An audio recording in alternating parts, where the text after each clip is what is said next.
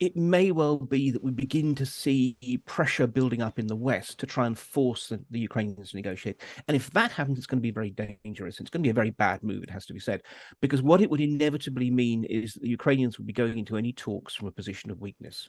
And the Russians are ferocious negotiators, and they will take any opportunity to push a very sort of bad deal on the Ukrainians. Ukraine really ready for its spring offensive? And does it have a choice? Those are the questions Mark Galeotti asks in the Sunday Times today, as leaked US intelligence suggests Ukraine is unlikely to make much more than modest territorial gains. Well, let's speak to Mark now. He's a former advisor to the Foreign Office, director of consultancy Mayak Intelligence, and author of Putin's Wars from Chechnya to Ukraine. Good morning, Mark. Good morning. So reading your piece, it's fascinating. I mean, the headline is Ukraine isn't ready for its big offensive, but it has no choice. Just explain your thinking behind that. Well, we're in a situation in which, a lot of new weapons and so forth had already been provided to the Ukrainians, and they are busy training and incorporating that into their style of war. But the point is, there are some concerns that although the guys on the front line are very gung-ho, whether or not in some ways the Ukrainians are going to have a chance to properly metabolize that, especially since ammunition is a bit of a problem. However, politically speaking, the Ukrainians don't really have a choice.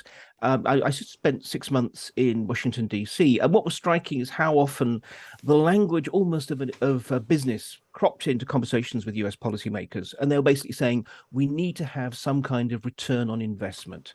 To hold the Western alliance together, they feel that there has to be some kind of signs of progress. So in some ways, obviously the Ukrainians want to take back as much of the occupied territories as they can, but the point is they don't really have a choice. They are going to have to launch a major offensive and hope to be able to provide some kind of significant gains, which will allow them to go back to the West and say, you see, this is working, so keep up the flow of support. What are the potential dangers in that strategy? Well, the obvious one is, look, the Russians know what the Ukrainians are going to have to do. They don't know exactly when the Ukrainians are going to strike. They don't know for sure where, although at the moment, sort of everyone's working assumption is that it's this city called Melitopol in the south, because if the Ukrainians can take that, they break the so-called land bridge, which connects Crimea by land to the Russian mainland. And look, although the Russians have certainly punched well below their weight, shall we say, in much of the war, we and the Ukrainians underestimate the Russian potential on the defense to everyone's danger. So, I think there is a thing. If the Russians can basically hold the Ukrainians back, sure, they will lose some territory. But nonetheless, if they can basically deny the Ukrainians some nice, big, shiny victory, then the Russians will precisely use that in their political war, because this is where the war is really going to be won. It's not going to be on the battlefield. It's in their capacity to actually demoralize the West and begin to divide that alliance. So this is the point. We don't really know for certain. And it's worth noting, the Ukrainians have surprised us and the Russians in the past, so that they may well actually make this kind of grand breakthrough, but it's a bit of a gamble. So if there are any modest territorial gains made by Ukraine, and clearly Russia not really moving anywhere either, does that mean negotiations are more likely to be on the table? Well, put it this way, the Russians are hoping so, because from their point of view, negotiations at this stage would be to their advantage, just like a ceasefire would be to their advantage, because it allows them to consolidate the territories that they have already seized. The issue is this: Ukrainians probably will not want to negotiate. On the other hand, it may well be that we begin to see pressure building up in the West to try and force the Ukrainians to negotiate. And if that happens, it's going to be very dangerous. It's going to be a very bad move, it has to be said, because what it would inevitably mean is that the Ukrainians would be going into any talks from a position of weakness.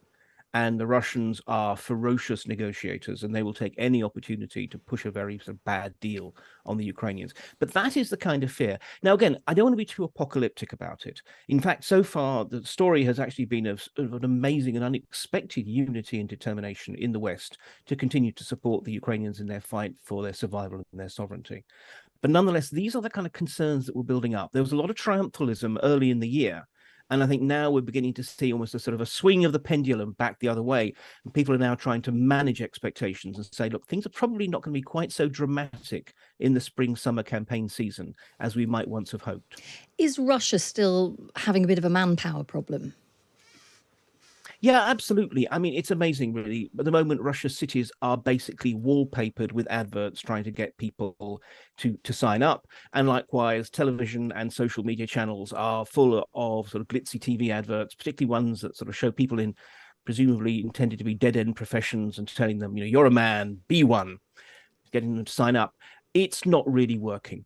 And therefore, this is the issue is that almost certainly come autumn, there will need to be either a decision to actually send conscripts, 18, 19-year-olds into the war, which Putin's been very hesitant to do up to now because that would create a political backlash, or another wave of mobilization, which will also create a political backlash. So I think Putin is basically doing what Putin tends to do, is put off tough decisions.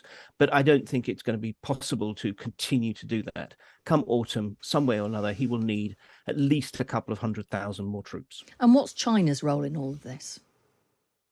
China is basically sitting back. The thing is, look, there's always a danger with China is we have a tendency to always assume that it will win and gain from everything that happens.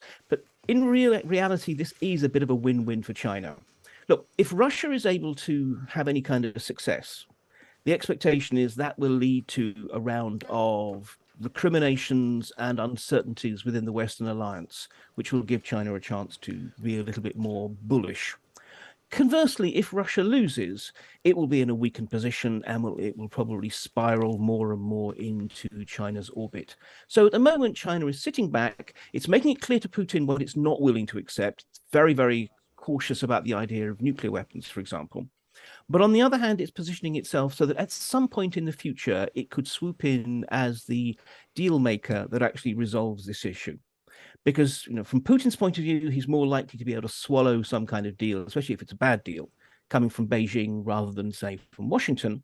But also from the Chinese point of view, they will use this to make their case that they are now a real global superpower and should be treated as, essentially the equal of the United States. So from China's point of view, it's not really getting too involved. It's just happy to sit back and wait for its moment.